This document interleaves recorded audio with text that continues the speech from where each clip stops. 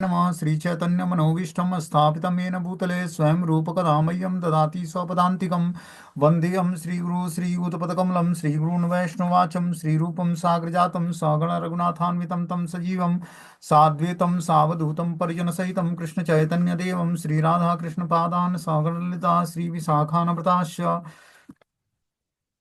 नित्यानंदम नमस्तुभ्यं प्रेमानंदप्रदायते कलौ कल्मस्य नाशाय जानवे नमः।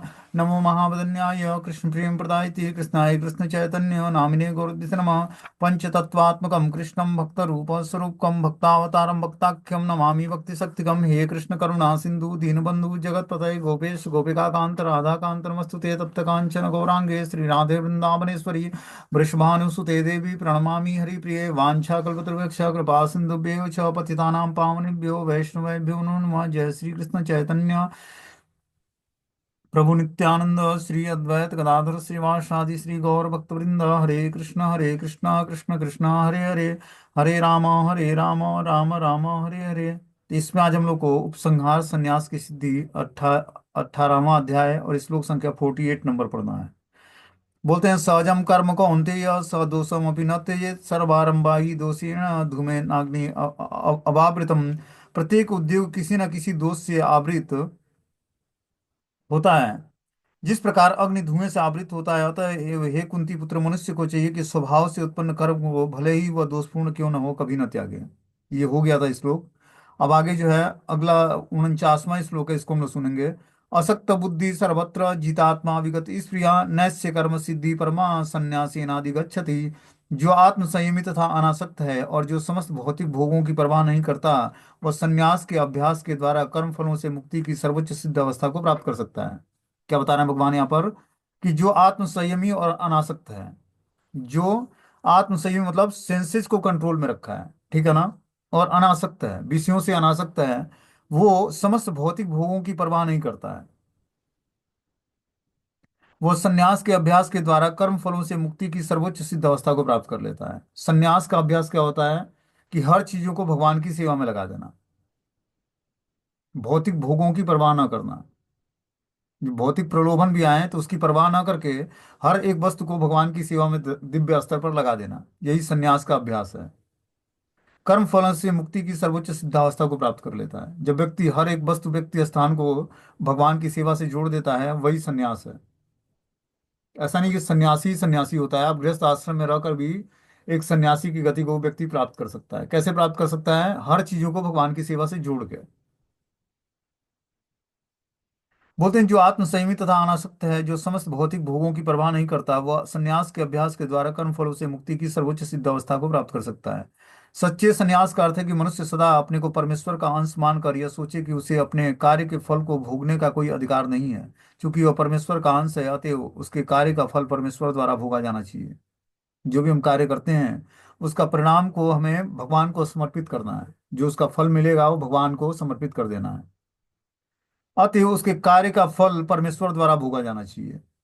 जैसे मान लो कि कोई व्यक्ति पारिवारिक जीवन में धन कमाता है, धन कमाकर घर में ले आता है, ठीक है ना, उससे परिवार का पालन पोषण करता है। तो ये मानते हुए कि परिवार के सारे सदस्य जो है भगवान के जन हैं, भगवान की भक्ति से जुड़े हुए हैं, हमें इनकी सेवा करने की भगवान ने रिस्पॉन्सिबिलिटी दी है। इस भाव से उनकी सेवा करनी है। घर में भोजन बनता है तो किसके लिए भोग बनेगा? भगवान के लिए बनेगा, न कि अपने प्रसन्नता के लिए। ऐसा नहीं कि आज जो खाने का मन है वही वही हम ठाकुर जी को भोग लगाएंगे, ऐसा नहीं है। जो भगवान की इच्छा है उसको हम भोग लगाएंगे भगवान को। ऐसा नहीं कि जो हमें खाने की इच्छा है वो हम भगवान को भोग लगाएंगे। हमें भगवान की इच्छाओं के अनुसार कार्य करना पड़ेगा, तब जाकर बता रहे हैं कि चूंकि वह परमेश्वर का अंश है, अतः उसके कार्य का फल परमेश्वर द्वारा भोगा जाना चाहिए। यही वास्तव में कृष्ण भवनामृत है। जो व्यक्ति कृष्ण भवनामृत में स्थिर होकर कर्म करता है वही वास्तव में सन्यासी है। तो हमें क्या करना पड़ेगा? कर्म कृष्ण भवनामृत में स्थिर होकर करना पड़ेगा, कर्म फलों को भगवान को समर्पित करना पड़ेगा। तब हम वास्तविक सन्यास का को जान पाएंगे। ऐसी मनोवृत्ति होने से मनुष्य संतुष्ट रहता है, क्योंकि वह वास्तव में भगवान के लिए कार्य कर रहा होता है। अब देखो, ये ज्ञान भगवान ने अर्जुन को दिया। अर्जुन ऐसा नहीं कि सन्यासी था वो, कि उसका परिवार नहीं था, चाहे कुछ वो काम नहीं करता था, ऐसा नहीं है। अर्जुन जो है गृहस्थ आश्रम में था, उसको भगवान ये सन्यास आश्रम की सिद्धि के बारे में बता रहे हैं कि गृहस्थ भी सन्यास जैसी सिद्धि प्राप्त कर सकता है। उसको क्या करना पड़ेगा? सारे कार्यों को भगवान की सेवा में, भगवान के भाव में करनी पड़ेगी, और कर्म के परिणामों को भगवान को समर्पित करना पड़ेगा। और वही सन्यासी भी करता है, वही पारिवारिक जीवन में रहने वाला व्यक्ति भी करेगा, तभी जाकर उसको अल्टीमेटली भगवान की भक्ति प्राप्त होगी, भगवत प्राप्ति होगी। इस प्रकार वह किसी भी भौतिक वस्तुओं से के लिए आसक्त नहीं होता। वह भगवान की सेवा से प्राप्त दुख सुख से परे किसी भी वस्तु में आनंद न लेने का आदी हो जाता है। बोल रहे हैं, इस प्रकार वह किसी भौतिक वस्तु के प्रति आसक्त नहीं होता है। जब वो सारी चीजों को भगवान की सेवा में लगा देगा तो सारी वस्तुएं भौतिक नहीं होंगी, फिर आध्यात्मिक हो जाएंगी। और फिर वो भगवान की सेवा से प्राप्त दिव्य सुख से परे किसी भी वस्तु में आनंद न लेने का आदी हो जाता है। फिर वह भगवान की सेवा में ही दिव्य आनंद का सुख प्राप्त करता है, और किसी कार्यों में उसको दिव्य आनंद नहीं प्राप्त होता है। सन्यासी को पूर्व कार्यकलापों के बंधन से मुक्त माना जाता है, लेकिन जो व्यक्ति कृष्ण भावनामृत में होता है वह बिना संन्यास ग्रहण किए ही यह सिद्धि प्राप्त कर लेता है। तो बता रहे हैं कि जो व्यक्ति कृष्ण भावनामृत में होता है, कृष्ण भावनामृत कोई आश्रम और वर्ण के द्वारा बाधित नहीं है कि आप पारिवारिक जीवन में हो और जो है ब्राह्मण हो तभी आप मतलब सन्यासी हो या ब्राह्मण हो तभी आप भगवान की भक्ति कर सकते हो, ऐसा नहीं है। आप पारिवारिक जीवन में रहते हुए और भगवान की भक्ति से अपनी चेतना को कृष्ण भावनामृत बनाना है। बोलते हैं सन्यासी को पूर्व कार्यकलाप के बंधन से मुक्त माना जाता है। जो उसने पूर्व कार्य किए हैं उससे वो मुक्त होता है, लेकिन जो व्यक्ति कृष्ण भावनामृत में होता है वो बिना संन्यास ग्रहण किए ही यह सिद्धि प्राप्त कर लेता है, समस्त पाप कर्मों से मुक्त हो जाता है व्यक्ति। बस भगवान का नाम जप करने और कथाओं का श्रवण करने से, कृष्ण भावनामृत में अपनी चेतना को स्थिर करने से धीरे धीरे भगवान बता रहे हैं कि वो संन्यास ग्रहण किए बिना ही यह सिद्धि प्राप्त कर लेता है। कौन सी सिद्धि? कि वो अपने समस्त पाप कर्मों से मुक्त हो जाता है। यह मनोदशा योगारूढ़ या योग की सिद्धावस्था कहलाती है। भक्ति योग की सिद्धावस्था क्या है? कि हम अपनी मैटेरियल कॉन्शियसनेस को कृष्ण भावनामृत में कैसे चेंज करें, कृष्ण भावना भावित कैसे करें, और कृष्ण भावनामृत में स्थिर कैसे करें। यही योग की पूर्णता है। योग मतलब जोड़ना, और भक्ति मतलब भक्ति। जब व्यक्ति अपने मन और बुद्धि और आत्मा को भगवान की भक्ति से जोड़ देता है तो वही भक्ति योग कहलाता है। और इसी की प्रैक्टिस हमें पूरा जीवन करना पड़ेगा कि मन बुद्धि स्थिर हो जाए। जैसे क्या होता है, लोहे को बार बार अग्नि में जलाया जाता है, तपाया जाता है, तो लोहा ही अग्नि बन जाता है। उसी तरह जब हम मन और बुद्धि को बार बार जो है भौतिक विषयों से खींचकर आध्यात्मिक सब्जेक्ट में लगाएंगे तो मन ही हमारा जो है धीरे धीरे जो है पवित्र हो जाएगा, मन और बुद्धि पवित्र हो जाएगी। फिर वो भौतिक विषयों के प्रति आकर्षण समाप्त हो जाएगा उसका। बोलते हैं यह मनोदशा योगारूढ़ या योग की सिद्धावस्था कहलाती है, जैसा कि तृतीय अध्याय में पुष्टि हुई है। यस्मात्व रति रेव सयात, जो व्यक्ति अपने में संतुष्ट रहता है उसे अपने कर्म से किसी प्रकार के बंधन का भय नहीं रह जाता है। आगे बता रहे हैं 50वें श्लोक में, सिद्धि प्राप्तो यथा ब्रह्मम तथा अपनोति निबोध में समासेनेव कौन्तेय निष्ठा ज्ञान से या परा। हे कुंती पुत्र, जिस तरह इस सिद्धि को प्राप्त हुआ व्यक्ति परम सिद्धावस्था अर्थात ब्रह्म को जो सर्वोच्च ज्ञान की अवस्था में प्राप्त करता है, उसका मैं संक्षेप में तुमसे वर्णन करूंगा, उसे तुम जानो। अब भगवान देखो, परम सिद्धावस्था अर्थात ब्रह्म को जो सर्वोच्च ज्ञान की चरम अवस्था है उसको प्राप्त करता है, उसका मैं संक्षेप में अब भगवान वर्णन करते हैं। बोलते हैं हे कुंती पुत्र, जिस तरह इस सिद्धि को प्राप्त हुआ व्यक्ति परम सिद्धावस्था ब्रह्म को जो सर्वोच्च ज्ञान की अवस्था है, ब्रह्म का रियलाइजेशन करना सर्वोच्च ज्ञान की अवस्था है, प्राप्त करता है, उसका मैं अब संक्षेप में वर्णन करूंगा। भगवान अर्जुन को बताते हैं कि किस तरह कोई व्यक्ति केवल अपने वृत्तिपरक कार्य में लगकर परम सिद्धावस्था को प्राप्त कर सकता है यदि यह कार्य भगवान के लिए किया जाए। आप अपनी वृत्तिपरक कर्तव्य, वृत्तिपरक कर्तव्य मतलब जो आप शरीर निर्वाह के लिए पालन करते हो, जो कर्म करते हो, उस कर्म को करते हुए परम सिद्धावस्था को प्राप्त कैसे कर सकते हो? भगवान ने क्या बोला? कि कर्मों के फलों से आसक्त नहीं होना है और कर्म हमारे भाव में करना है। दो चीजें हम करेंगे, निरंतर चेतना भगवान में लगी रहे और कर्मों के परिणाम से आसक्त ना हो, उसको भगवान को समर्पित करें। तब दो एक्टिविटी करने से धीरे धीरे जो है हम सुख को प्राप्त करेंगे, दिव्य आनंद को प्राप्त करेंगे और परम सिद्धावस्था को प्राप्त करके ब्रह्म का रियलाइजेशन कर पाएंगे। बोलते हैं यदि यह कार्य भगवान के लिए किया जाए, यदि मनुष्य अपने कर्म के फलों को परमेश्वर की तुष्टि के लिए त्याग देता है तो उसे ब्रह्म की चरम अवस्था प्राप्त होती है। करेगा? जब वो अपने परमेश्वर की तुष्टि के लिए त्याग करेगा, अपने कर्मों का परिणाम जो है परमेश्वर की तुष्टि के लिए त्याग करेगा, तो उसे ब्रह्म की चरम अवस्था प्राप्त होगी। यह आत्म साक्षात्कार की विधि है। ज्ञान की वास्तविक सिद्धि शुद्ध कृष्ण महामृत प्राप्त करने में है। इसका वर्णन अगले श्लोक में किया जाएगा। ठीक है ना। तो ज्ञान की परम सिद्धि क्या है? शुद्ध कृष्ण महामृत विकसित करना। यही ज्ञान की परम सिद्धि है। ज्ञान ही आगे जाकर प्रेम में कन्वर्ट हो जाता है। बोलते हैं बुद्धया विशुद्धया युक्तो धृत्यात्मा नियम्य च शब्दादीन विस्वातक्ता राग द्वेष विदस्य च विविक्त सेवी लघ्वांसी यत्यवाक्याय मानस ध्यान योग परो नित्यम वैराग्यम समुपासितम अहंकारम बलम दर्पम काम क्रोध परिग्रहम विमच्यो निर्ममो शांतो ब्रह्म भूयाय कल्पते। अपनी बुद्धि से शुद्ध होकर तथा धैर्यपूर्वक मन को वश में करते हुए इंद्रियों के विषयों का त्याग कर राग और द्वेष से मुक्त होकर जो व्यक्ति एकांत स्थान में वास करता है, थोड़ा खाता है, जो अपने शरीर मन तथा वाणी को वश में रखता है, जो सदैव समाधि में रहता है, पूर्णतया विरक्त, मिथ्या अहंकार, मिथ्या शक्ति, मिथ्या गर्व, काम क्रोध और भौतिक वस्तुओं के संग्रह से मुक्त होता है, जो मिथ्या स्वामित्व की भावना से रहित और शांत होता है, वह निश्चय ही आत्म साक्षात्कार के पद को प्राप्त करता है। देखो कितना टफ बता रहे हैं भगवान यहाँ पर, कि आत्म साक्षात्कार के पद को प्राप्त करने के लिए हमें क्या क्या करना पड़ेगा, इसके बारे में भगवान बता रहे हैं। बता रहे हैं कि अपनी बुद्धि से शुद्ध होकर, पहले क्या करना पड़ेगा? बुद्धि से शुद्ध होना पड़ेगा, बुद्धि को शुद्ध करनी पड़ेगी। धैर्यपूर्वक मन को वश में करते हुए क्या करना पड़ेगा? मन को धैर्यपूर्वक वश में करना पड़ेगा। धैर्यपूर्वक क्यों? क्योंकि मन को हम उस तरह से वश में नहीं कर सकते हैं जब तक हम इसको आध्यात्मिक सब्जेक्ट नहीं देंगे और धैर्य धारण नहीं करेंगे। इंद्रिय तृप्ति के विषयों का त्याग करके राग और द्वेष से मुक्त होकर जो व्यक्ति एकांत स्थान में रहता है, एकांत स्थान में रहने के लिए इंद्रिय तृप्ति के विषयों का त्याग करना पड़ेगा। न किसी से राग, न किसी से द्वेष। राग मतलब अटैचमेंट और द्वेष मतलब ईर्ष्या द्वेष।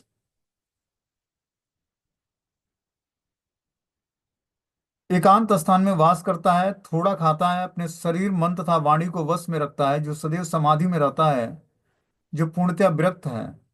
देखो कितना टफ है ये कृष्ण भावनामृत का अनुशीलन करना, आत्म साक्षात्कार को प्राप्त करना। हम लोग सोचते हैं कि पारिवारिक जीवन में रहते रहते जो है घर में ही सिद्धि प्राप्त कर लेंगे। ये भी प्रैक्टिशनर डिवोटी के लिए जो गृहस्थ आश्रम में है, प्रैक्टिस कर रहे हैं वो, उनको आगे चल के वानप्रस्थ स्वीकार करना पड़ेगा। ठीक है ना।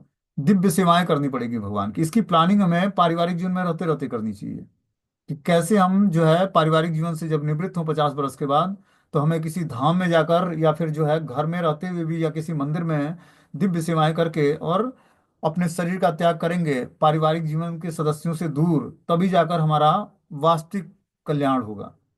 तभी हम भगवान के धाम जाने के योग्य हो पाएंगे। क्योंकि पारिवारिक जीवन में बहुत सारे अटैचमेंट हैं, उनके बीच में रहकर हम सोचें कि भगवत साक्षात्कार कर लेंगे, तो ये संभव नहीं है।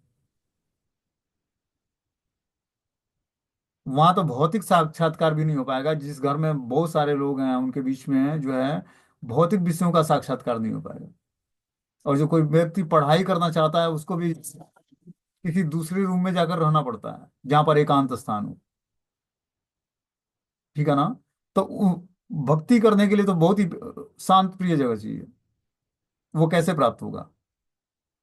बता रहे हैं कि बुद्धि से शुद्ध होकर धैर्यपूर्वक मन को वश में करते हुए इंद्रिय तृप्ति के विषयों का त्याग करके राग और द्वेष से मुक्त होकर जो व्यक्ति एकांत स्थान में वास करता है, थोड़ा खाता है, अपने शरीर मन तथा वाणी को वश में रखता है, जो सदैव समाधि में रहता है, पूर्णतया विरक्त, मिथ्या अहंकार, मिथ्या शक्ति, मिथ्या गर्व, काम क्रोध और भौतिक वस्तुओं के संग्रह से मुक्त है, जो मिथ्या स्वामित्व की भावना से रहित और शांत है, वह निश्चय ही आत्म साक्षात्कार के पद को प्राप्त करता है।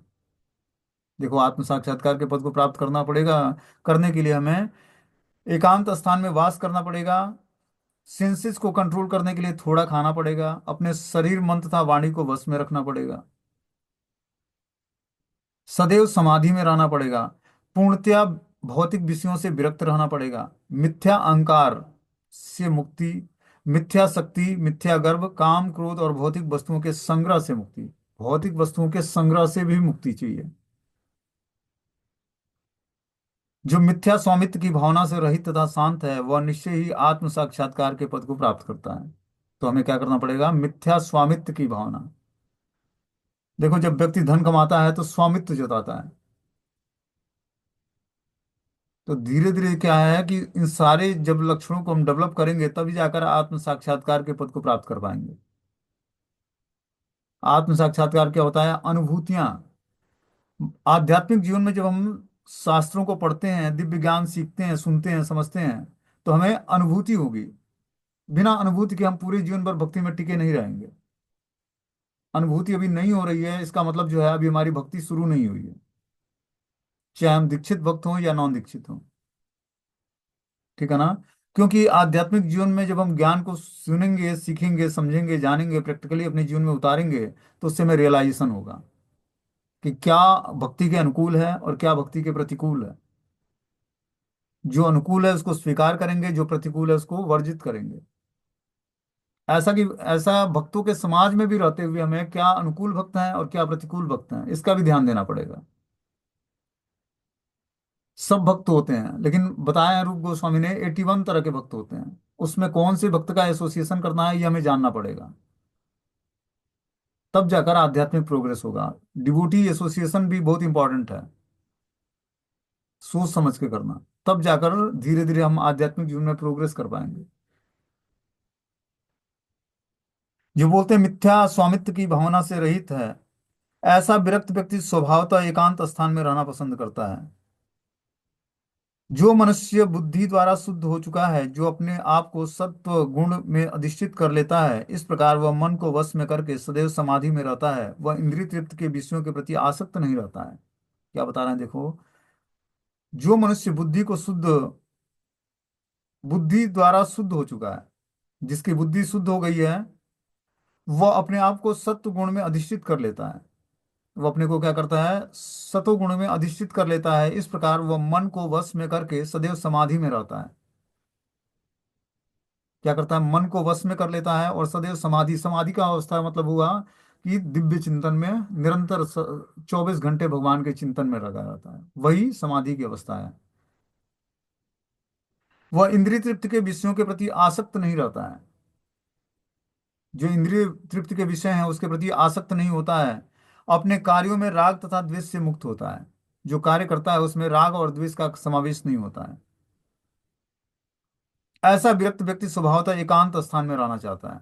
जो ऐसा विरक्त व्यक्ति है वह एकांत स्थान में रहना चाहता है और आवश्यकता से अधिक खाता नहीं है। अपने शरीर तथा मन की गतिविधियों पर नियंत्रण रखता है। शरीर और मन की गतिविधियों पर नियंत्रण रखने के लिए पवित्र आहार, सात्विक और थोड़ी मात्रा में, जितने से शरीर का पालन पोषण हो सके उतना ही आहार लेना है। वह मिथ्या अहंकार से रहित होता है, क्योंकि वह अपने को शरीर नहीं समझता है। न ही अनेक भौतिक वस्तुएं स्वीकार करके शरीर को स्थूल या बलवान बनाने की इच्छा करता है। देखते हैं भौतिक संसार में व्यक्ति शारीरिक लेवल पर शरीर को स्वस्थ करने के लिए बहुत सारी चीजें खाता है कि शरीर स्वस्थ हो जाए। लेकिन जब हम आध्यात्मिक एक्टिविटी करेंगे और कृष्ण प्रसाद ग्रहण करेंगे आवश्यकता अनुसार, तो शरीर उसी तरह स्वस्थ रहेगा और जो है सुंदर रहेगा। उसको अलग से योग या अलग से भोग करने की जरूरत नहीं है। बस क्या करना है? कृष्ण प्रसाद खाना है, भगवान को भोग लगाकर, और नाम जप करना है, कृष्ण भवनामृत का अनुशीलन करना है। तब जाकर धीरे धीरे जो है शरीर भी स्वस्थ रहेगा और आत्मा भी प्रसन्न रहेगी।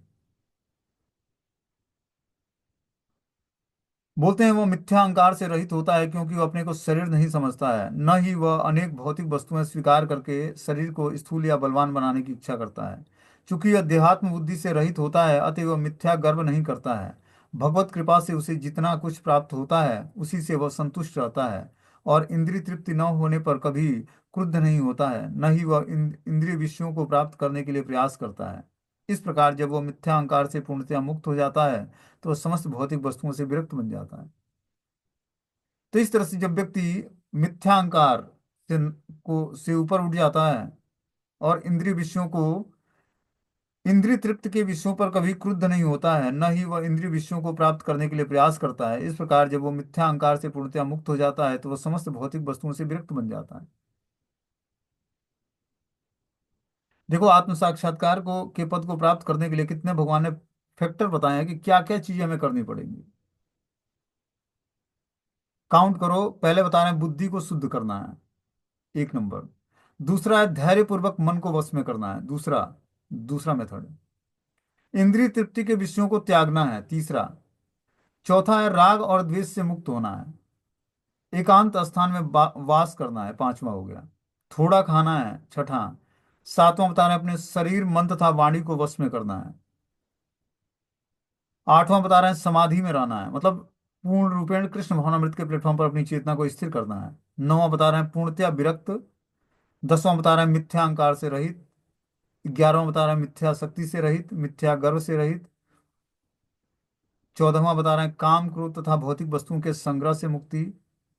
पंद्रहवां बता रहे हैं मिथ्या स्वामित्व की भावना से रहित और तथा शांत। वह निश्चय ही 15 जब इस नियमों का पालन करेंगे हम, तब जाकर आत्म साक्षात्कार के पद को प्राप्त करेंगे।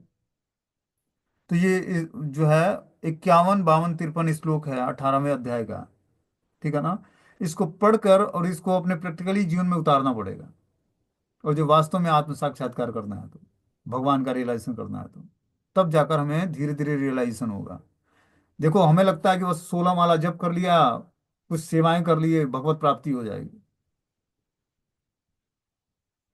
ये भगवत गीता का ज्ञान जो है, भक्ति जो है, साइंस की तरह है।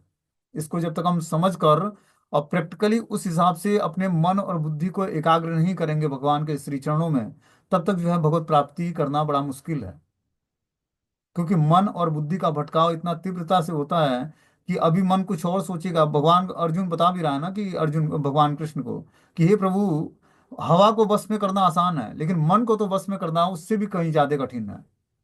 क्योंकि अभी यहाँ पर है और मन अभी तुरंत उसके अमेरिका, ऑस्ट्रेलिया, युगांडा, कहाँ कहाँ के बारे में सोचना लगेगा। इतना तीव्रता से तो हवा भी गति नहीं करती जितना तीव्रता से मन गति करती है। तो इसको कैसे कंट्रोल करें? तो भगवान ने बताया कि मन को मेरे में लगाओ तुम।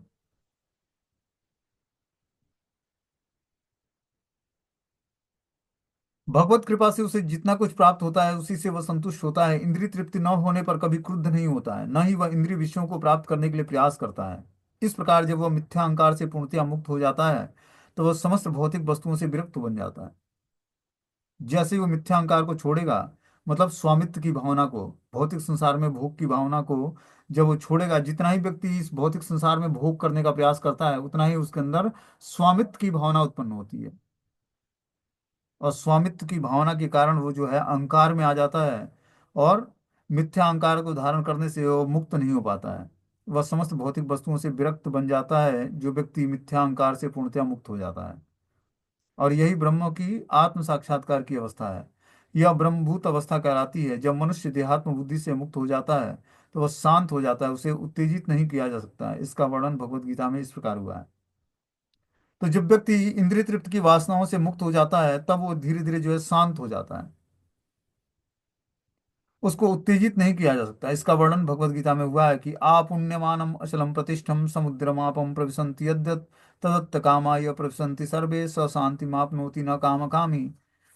भगवान क्या बता रहे हैं यहाँ पर, कि जो मनुष्य इच्छाओं के अनवरत प्रवाह प्रवाह से विचलित नहीं होता है, जिस प्रकार नदियों के जल के निरंतर प्रवेश करते रहने पर सदा बढ़ते रहने पर भी समुद्र शांत रहता है, उसी तरह केवल वही शांति प्राप्त कर सकता है, वह नहीं जो ऐसी इच्छाओं की तुष्टि के लिए निरंतर उद्यम करता रहता है।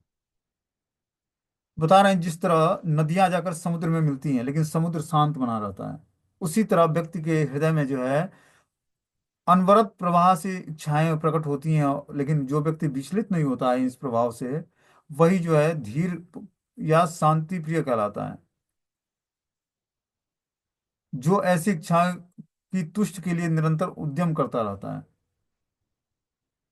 तो इस तरह से हमें बता रहे हैं कि जो है जिस तरह नदियां समुद्र के जल में प्रवेश करके करती हैं और समुद्र शांत बना रहता है, उसी तरह हमारे अंदर जो है बहुत सारी इच्छाएं प्रकट होंगी, लेकिन हमें क्या करना पड़ेगा? शांत बने रहना पड़ेगा। भगवान पर विश्वास करके और कृष्ण भावनामृत का अनुशीलन करना पड़ेगा, तब जाकर जो है हमें सिद्धि प्राप्त होगी। आगे 54वें श्लोक में बता रहा है कि ब्रह्मभूत प्रसन्नात्मा न सोचति न कांक्षति सम सर्वेषु भूतेषु मद्भक्ति लभते पराम। इस प्रकार जो दिव्य पद पर स्थित वह तुरंत परम ब्रह्म का अनुभव करता है और पूर्णतया प्रसन्न हो जाता है। वह न तो कभी शोक करता है, न ही किसी वस्तु की कामना करता है। वह प्रत्येक जीव पर समभाव रखता है। उस अवस्था में वह मेरी शुद्ध भक्ति को प्राप्त कर लेता है। क्या बता रहे हैं यहाँ पर, कि इस प्रकार जो दिव्य पद पर स्थित है वह तुरंत परम ब्रह्म को प्राप्त करता है। जो दिव्य पद पर स्थित है, मतलब मन और बुद्धि को एकाग्र कर रखा है भगवान में, और इंद्रिय तृप्ति के विषयों से बिल्कुल ही विरक्त है, वो व्यक्ति दिव्य पद को प्राप्त कर लेता है। वो तुरंत ही परम ब्रह्म का अनुभव करता है और पूर्णतया प्रसन्न हो जाता है। वह न तो कभी शोक करता है, न किसी वस्तु की कामना करता है। जब तक देखो, जब तक हमारे अंदर इंद्रिय तृप्ति की वासनाएं होंगी, तब तक हमें बहुत सारी वस्तुओं को इकट्ठा करने का की लालसा जागृत होगी हृदय में। लेकिन जैसे जैसे हम इंद्रिय तृप्ति की वासनाओं से मुक्त होते जाएंगे, वैसे वैसे जो है,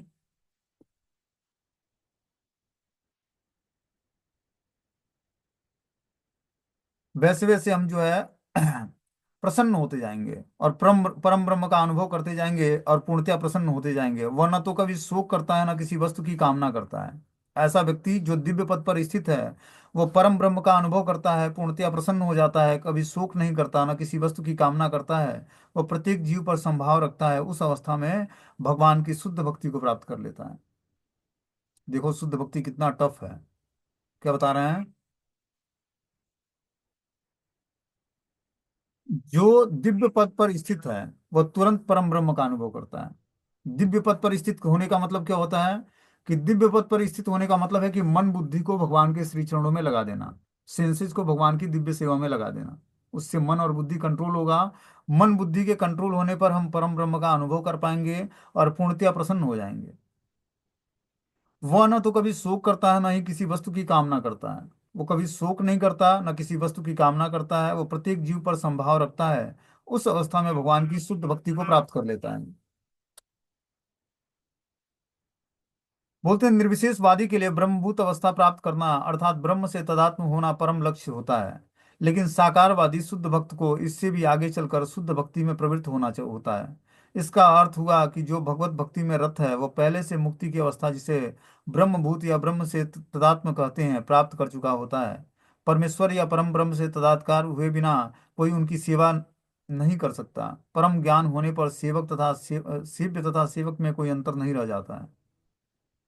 फिर भी उच्च आध्यात्मिक दृष्टि से अंतर तो रहता ही है। क्या बता रहे हैं? कि निर्विशेषवादी ब्रह्मभूत अवस्था प्राप्त करना अर्थात ब्रह्म से तदात्म होना परम लक्ष्य होता है। जो निर्विशेषवादी होता है, जो भगवान के निराकार ब्रह्म की पूजा करता है, उसका अल्टीमेटली ब्रह्म से तदाकार होना उसका लक्ष्य होता है, कि एकाकार हो जाना, ब्रह्म ज्योति में समा जाना। लेकिन साकार, जो साकार रूप की पूजा करते हैं हम लोग, वो शुद्ध भक्त इससे भी आगे बढ़कर शुद्ध भक्ति में प्रवृत्त होना चाहता है। इसका अर्थ है वह भगवत भक्ति में रत होना चाहता है। वह पहले से मुक्ति की अवस्था, जिसे ब्रह्मभूत या ब्रह्म से तदात्म कहते हैं, प्राप्त कर चुका होता है। परमेश्वर या परम ब्रह्म से तदाकार हुए बिना कोई उनकी सेवा नहीं कर सकता है। परम ज्ञान होने पर सेव्य तथा सेवक में कोई अंतर नहीं रह जाता है। जब परम ज्ञान प्राप्त हो जाता है, तब सेवक और सेव्य में कोई अंतर नहीं होता है। दोनों ही एक ही धरातल पर कार्य करते हैं, सेवक भी और सेव्य भी। भगवान सेव्य हैं और हम लोग उनके सेवक हैं। फिर भी उच्च आध्यात्मिक दृष्टि से अंतर तो रहता ही है। भगवान और भक्त में अंतर होता है। जैसे हमने बताया कि जब व्यक्ति वैकुंठ जाता है, तो वहां पर लक्ष्मी नारायण के स्वरूप में भगवान जो है लक्ष्मी पति नारायण जो है, वो वैकुंठ के अधिष्ठात्र भगवान है। तो जो भी जीवात्मा वैकुंठ जाता है, तो वहां पर चतुर्भुज नारायण रूप में वो भी शरीर धारण करता है। लेकिन भगवान और भक्त में अंतर क्या होता है?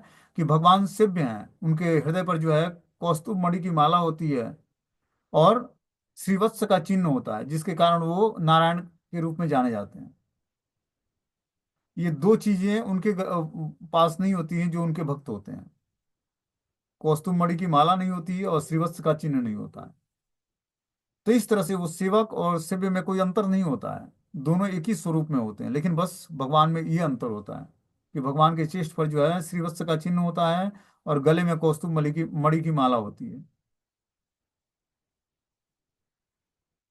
बोलते हैं देहात्म बुद्धि के अंतर्गत जो कोई इंद्रिय तृप्ति के लिए कर्म करता है, वह दुख का भागी होता है। लेकिन परम जगत में शुद्ध भक्ति में रत रहने पर कोई दुख नहीं होता है। कृष्ण भावनामृत भक्त को न तो किसी प्रकार का शोक होता है, न कांक्षा होती है। क्योंकि ईश्वर पूर्ण है, अतएव ईश्वर से सेवारत जीव भी कृष्ण भावनामृत में रहकर अपने में पूर्ण रहता है। वह ऐसी नदी के तुल्य है, जिसके जल का सारी गंदगी साफ कर दी गई है। क्योंकि शुद्ध भक्त में कृष्ण के अतिरिक्त कोई विचार नहीं उठता, अतएव वह प्रसन्न रहता है। वह न तो किसी भौतिक क्षति का पर शोक करता है, न किसी लाभ की आकांक्षा करता है, क्योंकि वह भगवत भक्ति से पूर्ण पूर्ण होता है। वह किसी भौतिक भोग की आकांक्षा नहीं करता, क्योंकि वह जानता है कि प्रत्येक जीव भगवान का अंश है, अतः वह उनका उनका नित्य दास है। वह भौतिक जगत में न तो किसी को अपने से उच्च देखता है, न ही किसी को निम्न। ये ऊंच नीच पद क्षण भंगुर है, और भक्त को क्षण भंगुर प्राकट्य और तिरोभान से कुछ लेना देना नहीं होता है। उसके लिए पत्थर और सोना बराबर है। तो ऐसी दिव्य अवस्था प्राप्त कर लेता है व्यक्ति की जो है, वो समस्त जीवात्माओं के अंदर भगवान का प्रेजेंस देख पाता है, कहने का मतलब यह है। और इस तरह से वो जब हर जीवात्मा के अंदर परम ब्रह्म का दर्शन करता है, तब वो ब्रह्मभूत अवस्था को प्राप्त कर लेता है, और शुद्ध भक्त सरलता से प्राप्त कर लेता है। ये जो भगवान की शुद्ध भक्ति करता है, उसको ये ब्रह्मभूत अवस्था बहुत ही आसानी से प्राप्त हो जाती है। उस अवस्था में परम ब्रह्म से तदात्म अपने व्यक्तित्व का विलय नारकीय बन जाता है। स्वर्ग प्राप्त करने का विचार मृग तृष्णा लगता है, और इंद्रियां विष दंत विहीन सर्प की भांति प्रतीत होती हैं। जिस प्रकार विष दंत विहीन सर्प से कोई भय नहीं रहता, उसी प्रकार स्वयं संयमित इंद्रियों से कोई भय नहीं रह जाता है। यह संसार उस व्यक्ति के लिए दुखमय है जो भौतिकता से ग्रस्त है, लेकिन भक्त के लिए समस्त जगत वैकुंठ तुल्य है। तो यहाँ पर बता रहे हैं कि जो है, जो व्यक्ति इंद्रिय तृप्ति की वासनाओं से मुक्त हो गया है, वही संयमित इंद्रियों वाला व्यक्ति जो है इस भौतिक संसार में निडर बन सकता है। यह संसार उस व्यक्ति के लिए दुखमय है जो भौतिकता से ग्रस्त है। जिसने अपनी इंद्रियों को भगवान की दिव्य सेवा में लगाकर और मन और बुद्धि को पवित्र कर लिया है, वही धीरे धीरे भगवान की भक्ति को जानने के योग्य हो पाएंगे। लेकिन जो व्यक्ति, उस व्यक्ति के लिए दुखमय है जो भौतिकता से ग्रस्त है, जो भौतिक विषयों के प्रति आकर्षित है, वो इस भौतिक संसार में भी दुखी है। लेकिन भक्त के लिए समग्र जगत वैकुंठ तुल्य है। इस ब्रह्मांड का महान से महानतम पुरुष भी भक्त के लिए एक क्षुद्र चींटी से अधिक महत्वपूर्ण नहीं रखता है। ऐसी अवस्था भगवान चैतन्य की कृपा से ही प्राप्त हो सकती है, जिन्होंने इस युग में शुद्ध भक्ति का प्रचार किया है। बता रहे हैं यहाँ पर कि जो है, संयमित इंद्रियों से कोई भय नहीं रह जाता है। जो इंद्रियां संयमित हैं, उससे कोई भय नहीं होता है। यह संसार उस व्यक्ति के लिए दुखमय है जो भौतिकता से ग्रस्त है, लेकिन भक्त के लिए समग्र जगत ही वैकुंठ तुल्य है। इस ब्रह्मांड के महान से महानतम पुरुष भी भक्त के लिए एक क्षुद्र चींटी से अधिक महत्वपूर्ण नहीं होता है। ऐसी अवस्था भगवान चैतन्य की कृपा से ही प्राप्त हो सकती है, जिन्होंने इस युग में शुद्ध भक्ति का प्रचार किया है। तो भगवान चैतन्य महाप्रभु ने शुद्ध भक्ति का को कैसे किया जाए, इसके अपने आचरण से वो बताते हैं कि कैसे हमें शुद्ध भक्ति को हम प्राप्त कर सकते हैं और कैसे शुद्ध भक्ति कर सकते हैं। ठीक है ना? तो उनके द्वारा बताए हुए निर्देश का हम जब पालन करेंगे, तब जाकर हम धीरे धीरे भगवान की शुद्ध भक्ति को प्राप्त कर पाएंगे और ब्रह्मभूत अवस्था को प्राप्त कर पाएंगे। तब जाकर हम ब्रह्मभूत प्रसन्न आत्मा बन पाएंगे। ठीक है ना? हरे कृष्णा।